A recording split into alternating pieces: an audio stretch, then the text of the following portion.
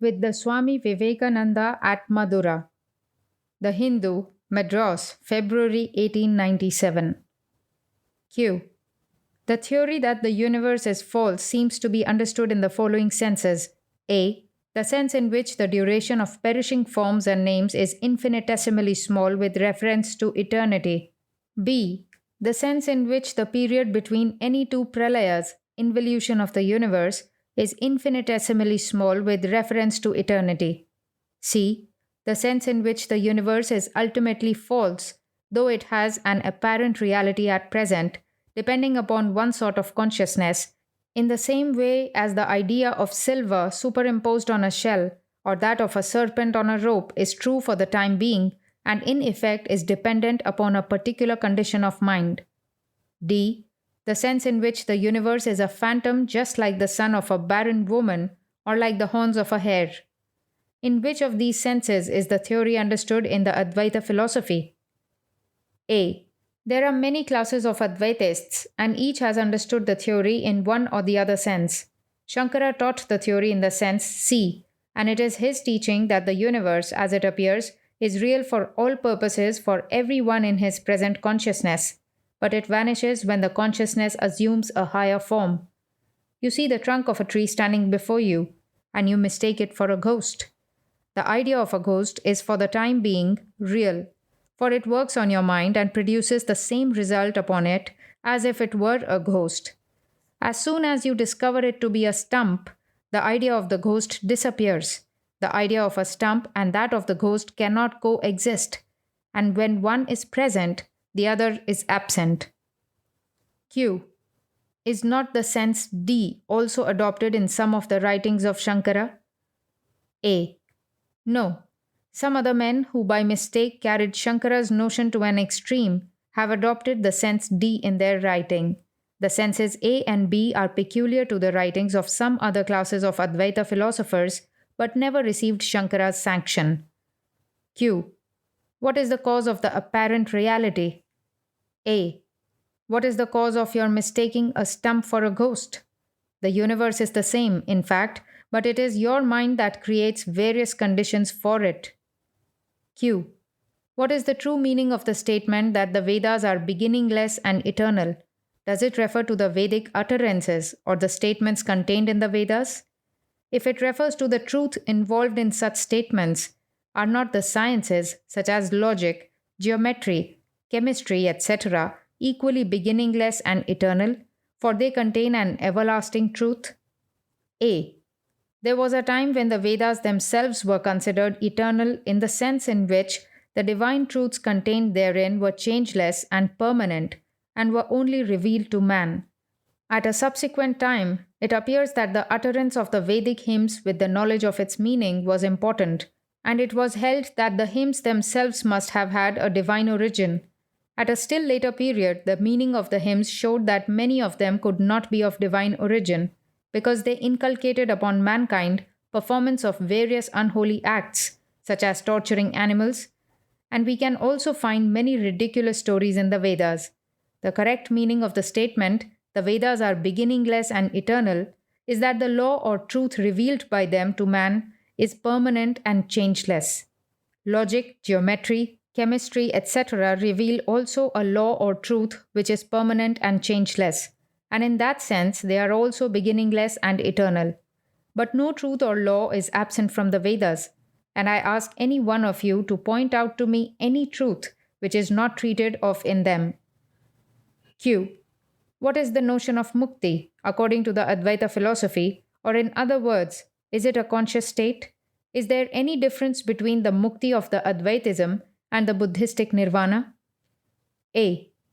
There is a consciousness in mukti, which we call superconsciousness. It differs from your present consciousness. It is illogical to say that there is no consciousness in mukti. The consciousness is of three sorts: the dull, mediocre, and intense, as is the case of light. When vibration is intense, the brilliancy is so very powerful as to dazzle the sight itself and in effect is as ineffectual as the dullest of lights. The Buddhistic nirvana must have the same degree of consciousness, whatever the Buddhists may say. Our definition of mukti is affirmative in its nature, while the Buddhistic nirvana has a negative definition. Q. Why should the unconditioned Brahman choose to assume a condition for the purpose of manifestation of the world's creation? A. The question itself is most illogical.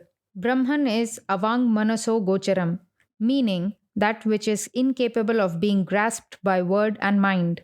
Whatever lies beyond the region of space, time, and causation cannot be conceived by the human mind, and the function of logic and inquiry lies only within the region of space, time, and causation. While that is so, it is a vain attempt to question about what lies beyond the possibilities of human conception. Q. Here and there attempts are made to import into the Puranas hidden ideas which are said to have been allegorically represented. Sometimes it is said that the Puranas need not contain any historical truth, but are mere representations of the highest ideals illustrated with fictitious characters. Take, for instance, Vishnu Purana, Ramayana, or Bharata. Do they contain historical veracity, or are they mere allegorical representations of metaphysical truths? Or are they representations of the highest ideals for the conduct of humanity? Or are they mere epic poems such as those of Homer? A. Some historical truth is the nucleus of every Purana. The object of the Puranas is to teach mankind the sublime truth in various forms. And even if they do not contain any historical truth, they form a great authority for us in respect of the highest truth which they inculcate. Take the Ramayana for illustration, and for viewing it as an authority on building character, it is not even necessary that one like Rama should have ever lived. The sublimity of the law propounded by Ramayana or Bharata does not depend upon the truth of any personality like Rama or Krishna, and one can even hold that such personages never lived, and at the same time take those writings as high authorities in respect of the grand ideas which they place before mankind. Our philosophy does not depend upon any personality for its truth. Thus, Krishna did not teach anything new or original to the world, nor does Ramayana profess anything which is not contained in the scriptures. It is to be noted that Christianity cannot stand without Christ, Mohammedanism without Muhammad, and Buddhism without Buddha. But Hinduism stands independent of any man, and for the purpose of estimating the philosophical truth contained in any Purana, we need not consider the question whether the personages treated of therein were really material men or were fictitious characters. The object of the Puranas was the education of mankind, and the sages who constructed them contrived to find some historical personages and to superimpose upon them all the best or worst qualities just as they wanted to, and laid down the rules of morals for the conduct of mankind. Is it necessary that a demon with 10 heads, Dashamukha, should have actually lived as stated in the Ramayana? It is the representation of some truth which deserves to be studied, apart from the question whether Dashamukha was a real or fictitious character. You can now depict Krishna in a still more attractive manner, and the description depends upon the sublimity of your ideal. But there stands the grand philosophy contained in the Puranas. Q. Is it possible for a man, if he were an adept, to remember the events connected with his past incarnations? The physiological brain which he owned in his previous incarnation, and in which the impressions of his experience were stored, is no longer present. In this birth, he is endowed with a new physiological brain, and while that is so, how is it possible for the present brain to get at the impressions received by another apparatus which is not existence at present? Swami. What do you mean by an adept? Correspondent. One that has developed the hidden powers of his nature. Swami. I cannot understand how the hidden powers can be developed. I know what you mean, but I should always desire that the expressions used are precise and accurate. You may say that the powers hidden are uncovered. It is possible for those that have uncovered the hidden powers of their nature to remember the incidents connected with their past incarnations, for their present brain had its bija, seed, in the Sukshma man after death. Q. Does the spirit of Hinduism permit the proselytism of strangers into it? And can a Brahmin listen to the exposition of philosophy made by a Chandala?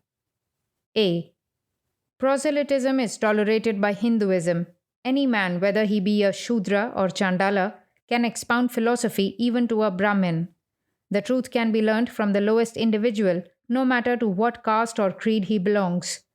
Here the Swami quoted Sanskrit verses of high authority in support of his position. The discourse ended as the time appointed in the program for his visiting the temple had already arrived. He accordingly took leave of the gentlemen present and proceeded to visit the temple.